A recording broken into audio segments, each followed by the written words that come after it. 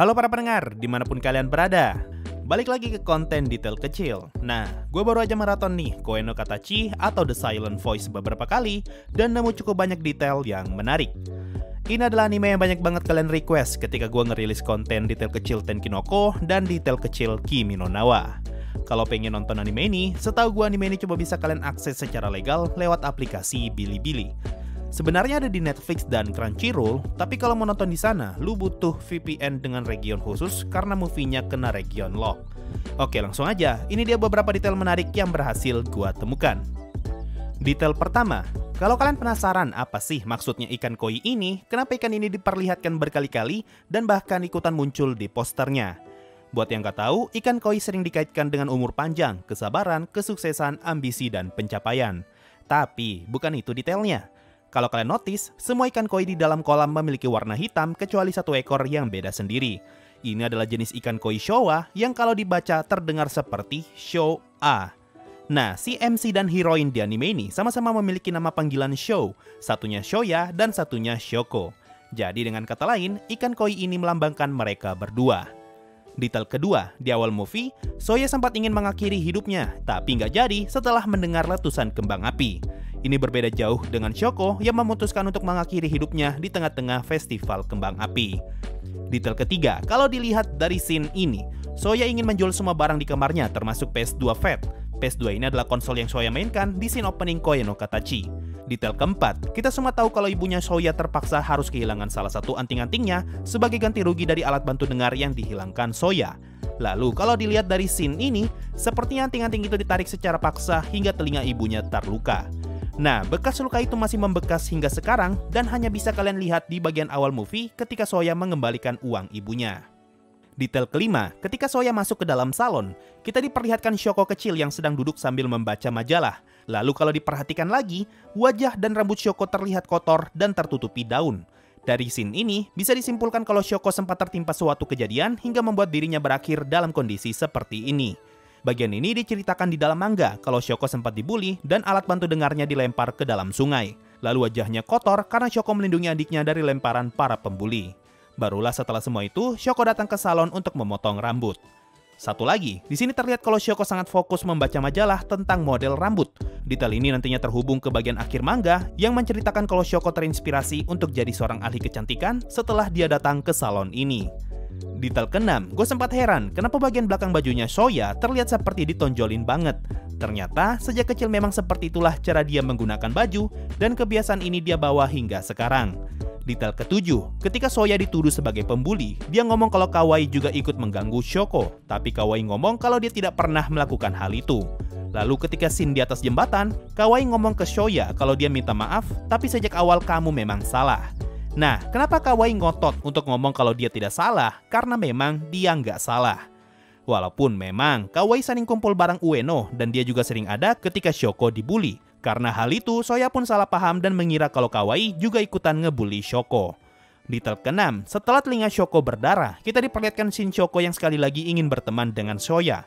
Nah, kalau kalian notice, kita sempat diperlihatkan telinga Shoko yang tertutupi kapas sebagai cara untuk menghentikan pendarahan dan menutupi luka itu. Detail ke-9, kalau kalian lihat, Shoko masuk ke dalam kolam bukan untuk mengambil buku ini, melainkan dia malah menenggelamkannya. Ini yang jadi alasan kenapa buku itu bisa diduduki Soya ketika dia didorong masuk ke dalam kolam. Cuma, ada satu hal yang gue bingungkan. Sekuat apa sih kertas di Jepang sampai buku yang terendam di dalam air masih bisa digunakan? Sama seperti season 1 Boku no Hero Academia, di mana bukunya Deku masih tetap bisa dipakai meski sudah jatuh ke dalam kolam. Detail ke-10, sepatu yang nantinya Soya berikan ke Yuzuru adalah sepatu yang Soya pakai ketika dia masih kecil. Sepatu itu terus-terusan Yuzuru pakai, bahkan sampai masuk di akhir movie. Detail ke-11, ibunya ngomong kalau Soya menjual komik, baju, dan juga kasur. Lalu dia juga ngomong kalau nomornya Soya tidak bisa dihubungi. Detail ini akan menjelaskan kenapa baju yang Soya gunakan selalu sama, karena dia sudah menjual semua bajunya kecuali baju yang dia pakai. Lalu kenapa nomornya tidak bisa dihubungi? Karena dia juga menjual HP-nya. Makanya Soya ngomong kalau dia membeli HP baru ketika ingin meminta kontaknya Shoko.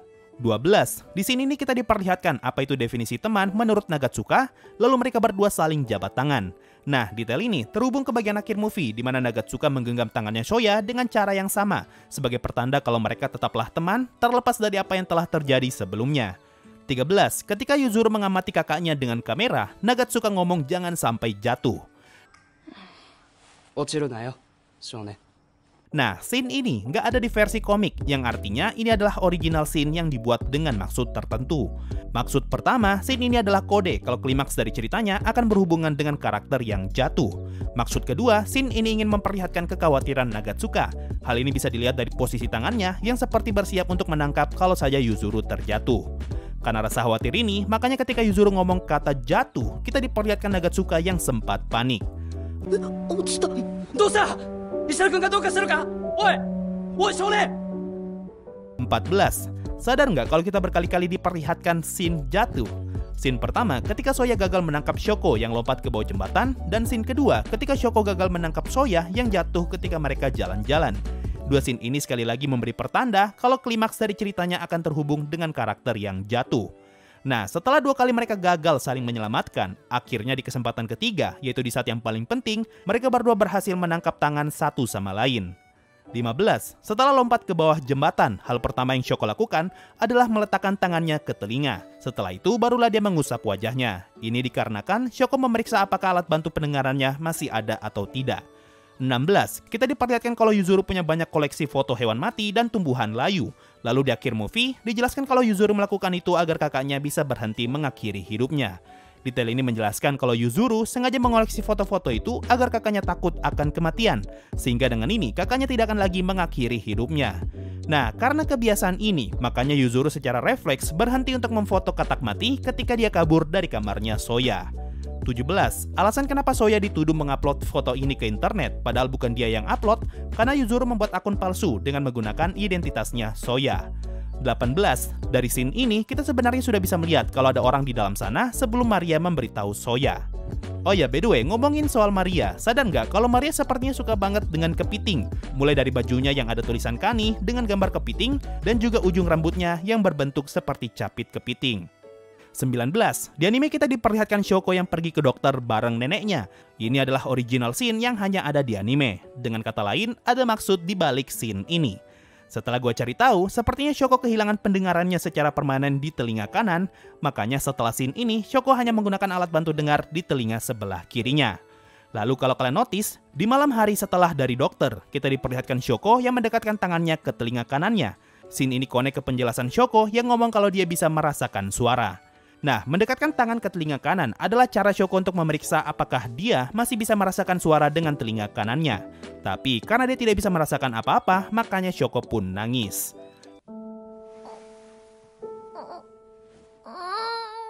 Kemudian, alasan kenapa hanya telinga kanan Shoko yang seperti ini terhubung ke scene flashback ketika Soya membuat telinga kanan Shoko terluka. Kemungkinan luka itu masih berdampak sampai sekarang dan akhirnya membuat telinga Shoko tidak bisa mendengar secara permanen. Lalu kalau kalian notice, bekas luka di telinga kanan Shoko masih ada sampai sekarang. Makanya ketika scene Shoko jatuh, Soya ngomong, apakah aku sudah meminta maaf atas lukanya? 20. Ketika Shoko memberikan hadiah, Soya bingung apa gunanya benda ini dan baru sadar setelah masuk di bagian akhir movie. Padahal kalau dilihat dari scene ini, sudah jelas banget kalau Shoko membeli benda itu di toko bunga, yang artinya hadiah itu berhubungan dengan bunga.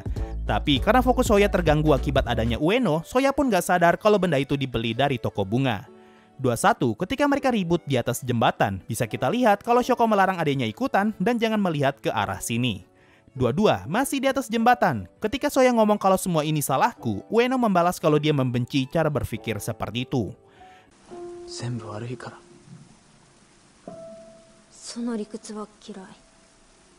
Nah, kenapa Ueno ngomong begitu? Menurut gua, kalimat itu mengingatkan dia kepada Shoko yang juga selalu minta maaf seakan-akan semua itu adalah kesalahannya.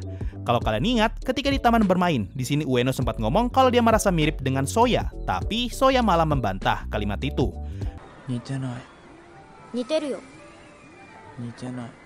Nah, hal ini yang membuat Ueno makin kesal karena dia mencoba agar bisa sama seperti Soya, akan tetapi Soya malah menolak. Tapi di lain sisi, secara nggak sadar Soya dan Shoko justru sangat mirip. 23. Salah satu alasan kenapa Nagatsuka adalah karakter yang bagus, karena dia benar-benar mikirin temannya. Contoh di sini, kalian bisa lihat kalau dia datang jauh-jauh hanya untuk membawakan tasnya Soya. 24. Ketika pemakaman nenek, bisa dilihat kalau salah satu benda yang ditaruh di pemakamannya adalah kotak kayu yang sering nenek gunakan sebagai gelas. 25. Di saat Soya masuk ke dalam apartemen, kita diperlihatkan kamera milik Yuzuru dan juga alat bantu dengar milik Shoko. Ini berarti Shoko ngelepas alat bantu dengarnya sebelum memutuskan untuk lompat dari apartemen. Asumsi ini terbukti benar karena Shoko tidak terlihat menggunakan alat itu ketika dia jatuh. Detail ini konek ke scene sebelumnya ketika dia lompat dari jembatan dan memeriksa alat bantu dengarnya. Jadi, Shoko tidak ingin merepotkan orang tuanya lebih jauh dengan lompat sambil menggunakan alat bantu karena dia tidak ingin menghilangkan alat itu. 26. Ketika scene flashback Shoko yang ngomong kalau dia ingin mati, di sini terlihat kalau baju Shoko basah. Ini artinya timeline ketika Shoko berkata ingin mati terjadi setelah dia masuk ke dalam kolam.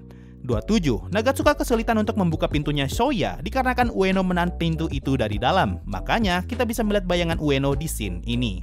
28. Kita diperlihatkan dua orang temannya Soya yang datang menolong.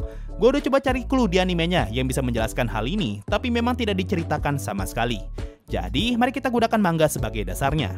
Kalau di versi manga, dijelaskan kalau mereka berdua sudah ngikutin Soya semenjak dari festival kembang api karena rasa penasaran. Lalu ketika mereka ngikutin, tiba-tiba terdengar suara yang cukup keras dari arah sungai, dan mereka berdua pun lompat ke dalam sungai untuk menolong Soya. 29. Ketika Soya bangun dan pergi ke jembatan, di sini dia sempat oleng dan menyentuh besi. Nah, getaran besi itu yang membuat Shoko sadar kalau ada orang di sekitarnya. 30. Di saat mereka berdua saling hadap-hadapan, Soya dan Shoko sama-sama menggosok matanya. Ini adalah pertanda kalau mereka berdua sama-sama nggak percaya dengan apa yang mereka lihat. Ingat loh, Shoko bermimpi kalau Soya bakalan mati. Makanya ketika dia menyentuh Soya, Shoko sadar kalau apa yang dia lihat saat ini nyata. Sebaliknya, sebelum jatuh, Soya hanya ingat kalau Shoko ingin mengakhiri hidupnya. Makanya ketika dia tahu kalau Shoko masih hidup, Soya pun tertawa dan merasa lega. 31. Scene ini ditutup dengan Soya yang mengepalkan tangannya Shoko. Ini adalah bentuk tangan ketika Shoko meminta agar mereka bisa berteman. Kalau kita tarik mundur, salah satu penyesalan terbesar Soya adalah menolak ajakan Shoko untuk menjadi temannya. Makanya dia mencoba mengulang kondisi itu. 32. Ketika Soya pertama kali bertemu Shoko, kita diberikan analogi Soya yang bermain game melawan alien dan tiba-tiba muncul last boss. Nah, di akhir movie, ruang kelasnya memiliki dekorasi alien yang menjadi pertanda kalau last boss yang harus Soya hadapi adalah kelasnya sendiri. Makanya, setelah berhasil berteman kembali dengan Nagatsuki dan yang lainnya, Soya pun berhasil mengalahkan sang bos terakhir dan movie-nya pun tamat. 33. Di awal movie, Ueno ngomong kalau dia tidak ingin belajar bahasa isyarat, tapi di akhir movie, justru Ueno lah orang yang mengajari istilah baka kepada Shoko. Dan detail terakhir, ini adalah detail terbaik sekaligus detail terpanjang. Jadi kalau capek, mending istirahat dulu. Di awal movie, kita diperlihatkan cahaya dengan tulisan A Point of Light. Di dalam cahaya itu, terlihat siluet dua orang yang sedang berjalan, yaitu satu orang tinggi dan satu orang pendek. Lalu muncul riak air, dan kita diperlihatkan ikan koi serta tulisan A Shape of Voice. Nah, cahaya ini muncul lagi di akhir movie, di mana kita masih diperlihatkan siluet dua orang yang berjalan, tapi sambil diselingi gambar teman-temannya Soya. Lalu di akhir scene itu, kita diperlihatkan cahaya yang sangat terang dan muncul lagi tulisan A Shape of Voice. Oke, semua scene ini bagaikan puisi yang penuh makna, dan akan gua jelaskan menurut pemahaman gua. Dalam sebuah interview, Kensuke Ushio yang adalah komposer musik Koe no Katachi menjelaskan kalau anime ini bercerita tentang perjalanan Soya menuju cahaya, di mana cahaya adalah analogi agar Soya bisa melampaui rasa bersalahnya. Lalu di interview yang lain, Naoko Yamada yang adalah sutradara Koe no Katachi menjelaskan kalau fokus anime ini bercerita tentang kisahnya Soya. Oke, dari dua informasi ini bisa ditarik kesimpulan kalau dua siluet yang berjalan di dalam cahaya adalah Soya kecil dan Soya besar. Mereka berdua sama-sama terperangkap dalam rasa bersalah akibat sesuatu. Nah, rasa bersalah apa yang menyelimuti mereka? Untuk menjawab hal ini, kita diperlihatkan scene riak air atau water ripples, yang mana salah satu makna dari water ripples adalah sesuatu yang terjadi di masa lalu. Jadi, rasa bersalah Soya ada hubungannya dengan kejadian di masa lalu. Kemudian muncul pertanyaan baru, rasa bersalah apa sih yang ada di masa lalu itu? Nah, disinilah muncul ikan koi Showa yang gue jelaskan di awal sebagai simbol untuk melambangkan Shoko dan Soya. Jadi, kejadian di masa lalu itu ada hubungannya dengan Shoko. Makanya tidak lama setelah scene ini, kita diperlihatkan scene flashback Shoko dan Soya di masa lalu. Lalu setelah scene flashback selesai, kita sekali lagi diperlihatkan riak air yang menjadi pertanda kalau semua itu sudah terjadi di masa lalu dan kita akan berpindah ke cerita di masa kini. Kemudian, mengenai penjelasan tentang cahaya. Analogi berjalan dalam cahaya mirip seperti berjalan dalam terowongan, yang mana awal dari terowongan dimulai di awal movie, dan akhir terowongan berada di akhir movie. Makanya scene ini hanya ditampilkan di awal dan di akhir movie saja. Ini juga yang jadi alasan kenapa movie-nya tamat setelah Soya berhasil keluar dari terowongan dan mencapai cahaya. Ingat loh, movie Koe no Katachi bukan bercerita tentang hubungan Shoko dan Soya seperti di versi manga. Akan tetapi, movie-nya lebih berfokus ke perjalanan Soya untuk bisa melampaui rasa bersalahnya. Kemudian, untuk makna dari kata A Shape of Voice, sutradara dari Koe no Katachi menjelaskan kalau dia ingin membuat sebuah film di mana suara bukan hanya bisa didengar, tapi juga bisa dirasakan. Oleh karena itu, setiap soundtrack yang ada di Koe no Katachi memiliki artinya tersendiri sesuai dengan scene yang ditampilkan. Tujuan ini disampaikan melalui dialog Shoko dan Soya ketika festival kembang api, di mana Shoko ngomong kalau dia tidak bisa mendengarkan suara, tapi setidaknya dia bisa merasakan suara.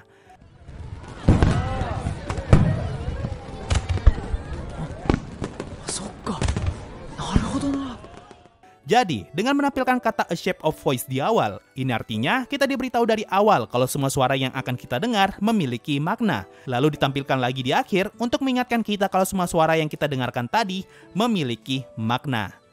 Nah, belum habis sampai di situ, Kensuke Ushio, komposer Koe no Katachi, merilis album soundtrack yang berjudul A Shape of Light. Album ini berisi 2 CD, di mana hampir semua lagu di CD 1 menggunakan 3 huruf sebagai kode untuk judul musiknya. Dia menjelaskan kalau semua judul lagu itu bukanlah kode random dan memang memiliki maksud tertentu dalam pemilihan judul dan scene-nya. Contoh adalah musik lead yang adalah singkatan dari like dan musik inv yang adalah singkatan dari invention. Nah, gue bakal jelasin satu-satu. Mari kita mulai dari lead. Musik lead atau like hanya dimainkan 2 kali, yaitu setelah Soya bertemu Shoko dan setelah Soya berhasil memperbaiki hubungan pertemanannya di akhir movie. Musik lead pertama dimainkan setelah Soya bertemu Shoko, yang adalah simbol kalau Soya mulai mengejar cahaya dan tidak lagi ingin mengakhiri hidupnya.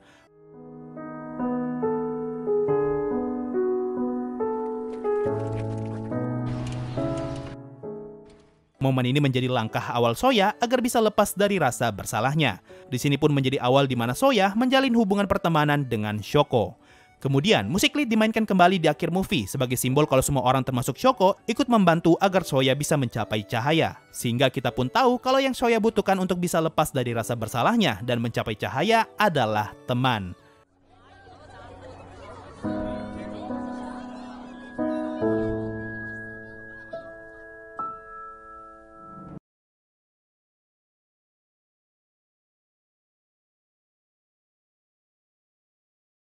Nah, sampai di sini kalian harusnya sadar kalau pemilihan musik Koe no Katachi bukanlah sesuatu yang random. Bahkan judul dari musiknya pun difikirkan dengan serius agar bisa menyampaikan pesan tersirat kepada penonton. Makanya jangan heran kenapa musik di ending Koe no Katachi sangat menyentuh hati. Satu detail lagi yaitu tentang musik inv. Kensuke Ushio menjelaskan kalau dia menggunakan musik karya Bach yang berjudul Invention dan menyingkatnya menjadi inv. Musik ini dianggap sebagai musik yang cocok untuk digunakan ketika latihan sekaligus bisa mengajarkan tentang betapa indahnya permainan piano.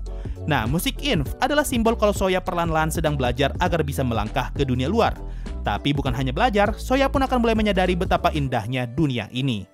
Musik inv dibagi ke dalam 3 part, sesuai dengan Bach Invention yang juga dibagi ke dalam 3 part.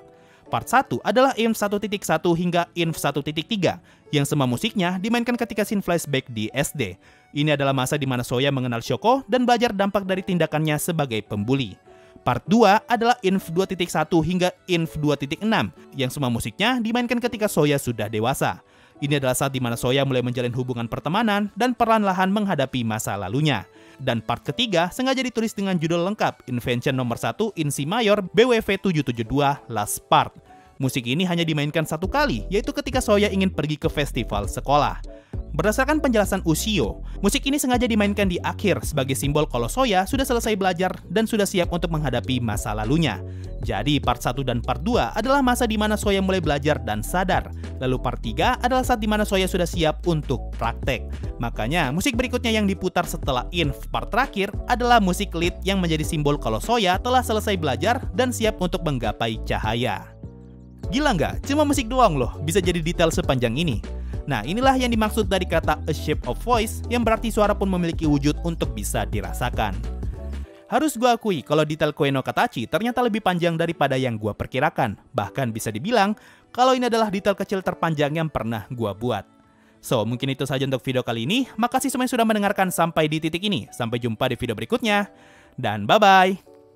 Yo, waktunya Saweria ada dari Ponorogo. Ada tidak jual manga bahasa Indonesia tapi resmi? Ada dan banyak. Coba deh kapan-kapan main ke Gramet. Dan ada dari Ains. Bang, coba bahas anime ID Invaded dong. Gue udah baca manganya sih, tapi belum lihat nonton animenya. So itu tadi dari Saweria, makasih semuanya sudah donasi dan gabung jadi membership. Thanks a lot and bye-bye.